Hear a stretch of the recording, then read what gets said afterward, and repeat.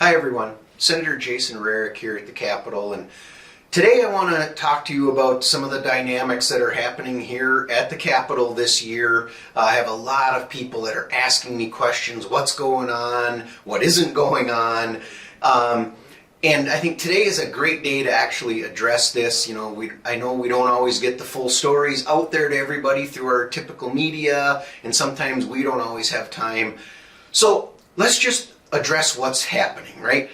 Coming out of the November elections, we were seeing a 67-67 tie in the House.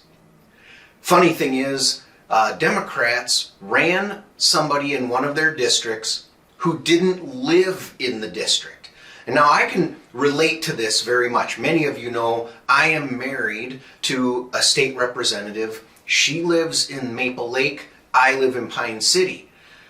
We specifically discussed this before we got married. We are each living in our own homes, in our districts.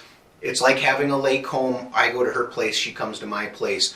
This gentleman didn't do that. He didn't live in his district, so House Democrats are down 67-66.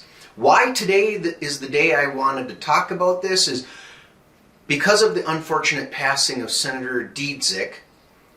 The Senate was in a 33-33 tie when we came into session. Today, that seat was filled. Democrats have a 34-33 majority, just like they have for the last 2 years. The power sharing agreement was voted to end today by the 34 Democrats, and with having one more member, the Democrats have taken complete control of what will happen in the Senate. Does this sound familiar?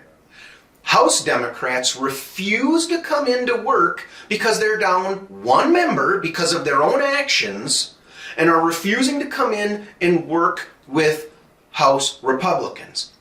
Now, one of the things I know there are some folks that think House Republicans overstepped their bounds at the start of the year by trying to establish the committees and move forward with work, even though Democrats weren't showing up. Here's something I want to ask people to consider. When a meeting is going to happen, you have to have more than 50% of the folks there to establish a quorum to conduct business. There are currently 133 duly elected state representatives. More than 50% of, so it'd be 66 and a half, more than 50% is 67. 67 members of the House should constitute a quorum and able to conduct business. And that's how House Republicans conducted business at the beginning of session. I realize the Supreme Court has ruled opposite of that, saying it requires 68. I don't agree with that ruling. That's the ruling we will live under. But that said, House Democrats should be coming to work, even though they're down one vote. That's what happens around this place. One vote means a lot. We're experiencing that in the Senate again now, like we did for the last 2 years. What I'm really worried about is this being a budget year, that by them not showing up, them not getting to work, will we actually get a budget done on time now this year to avoid any state government shutdowns?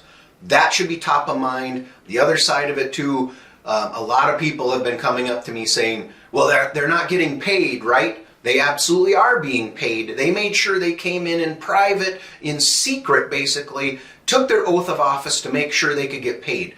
Do not let them say this is a boycott or this is a strike-like activity. When you boycott and you strike, you do not get paid your wages.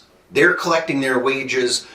They're out campaigning. They're not in their districts. They're not working in their districts. So let's all get to work, right? You will not see Senate Republicans pout and go home because we're down a vote. We're here working every day for the people of our districts, doing what's needed to make sure we can get a budget done, whether our votes are needed to pass anything or not.